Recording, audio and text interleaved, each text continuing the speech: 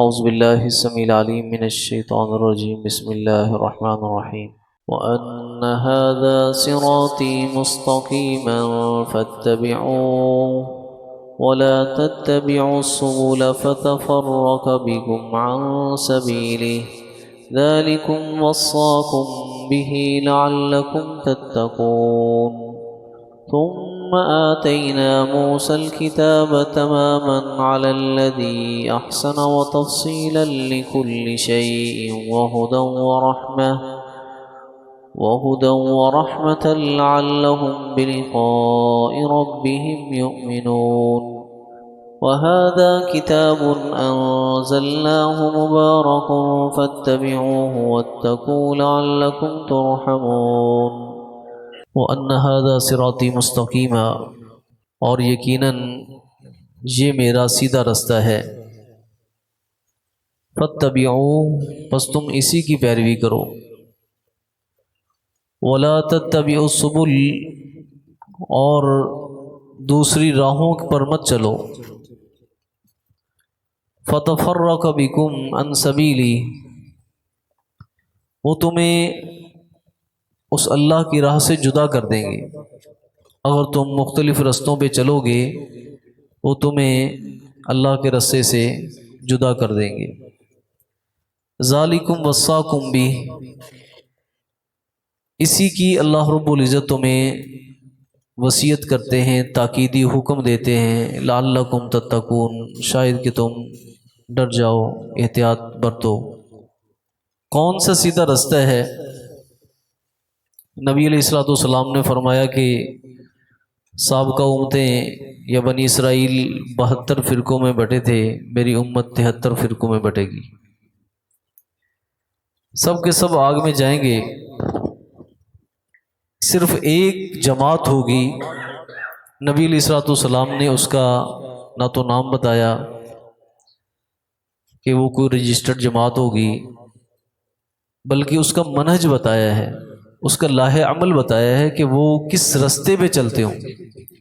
فرمایا ما انا علیہ واصحابی، ان کا منہاج اور منہج کیا ہوگا جس پہ میں زندگی گزار رہا ہوں اور میرے صحابہ اکرام رضوان اللہ علیہم اجمعین۔ اور وہ کیا تھا؟ اس وقت بنیادی طور پہ صرف 2 ہی اسلام کے سورسز تھے، 2 ہی ماخذ تھے، ایک قرآن اور ایک سنت، قرآن اور ایک سنت۔ تو اسی کے اوپر صحابہ اکرام رضوان اللہ علیہ مجمعین نے زندگی گزاری، اور یہی منہج ہے۔ جو شخص بھی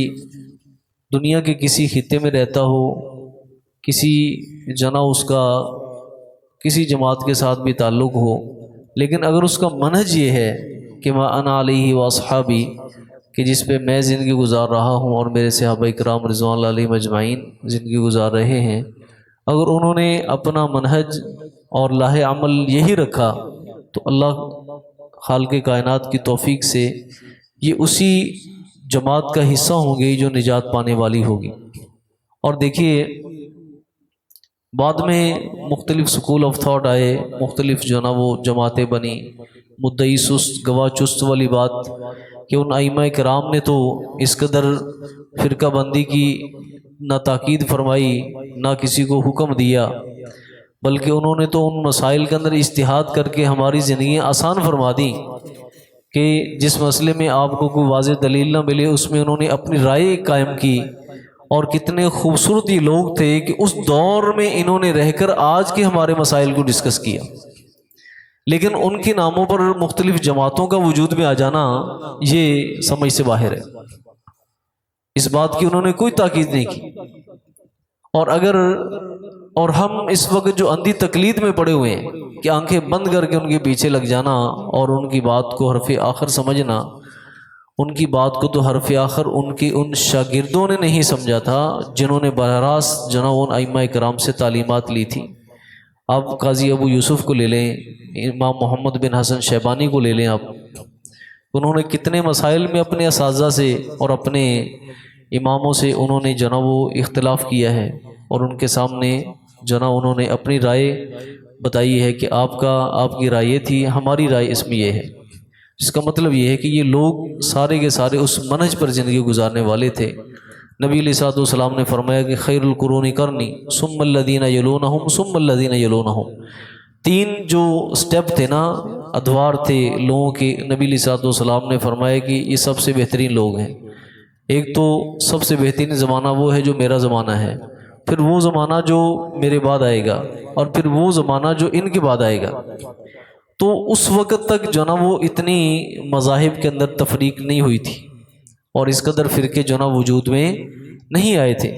تو اس لیے ہمیں بھی جو نا وہ ان چیزوں کو فالو کرنا چاہیے جن کو صحابہ کرام رضوان اللہ علیہ مجمعین نے فالو کیا تھا۔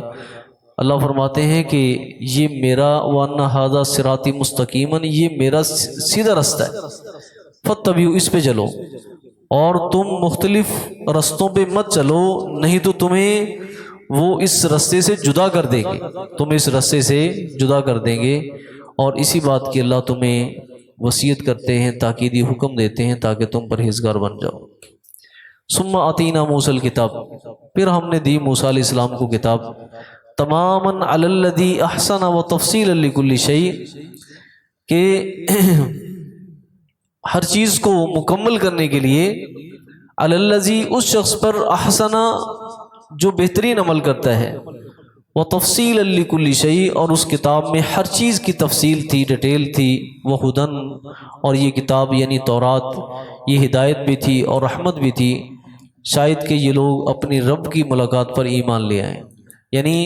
جہاں پر ان کتابوں کا جناب و دیگر موضوعات تھے، وہاں پہ ایک مرکزی مضمون ان کا یہ تھا آخرت پر ایمان،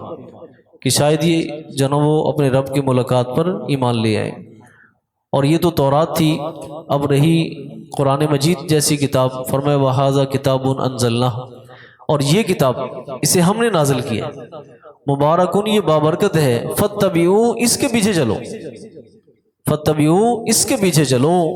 وَاتَّقُوا، اور ڈر جاؤ، لَعَلَّكُمْ تُرْحَمُونَ، تاکہ تم پہ رحم کیا جائے، تاکہ تم پہ رحم کیا جائے۔ تو اب قرآن مجید کیا ہے، اس پہ تفصیلی ایمان لانا اور اس کی ہر ایک آیت کے اوپر جو نا وہ عمل پیرا ہونا، یہ اس امت مسلمہ کا منہج ہے، اور یہی وہ سیدھا رستہ ہے، یہی وہ سیدھا رستہ ہے۔ سبحانک اللہم و بحمدک، اشہد ان لا الہ الا انت، استغفرک۔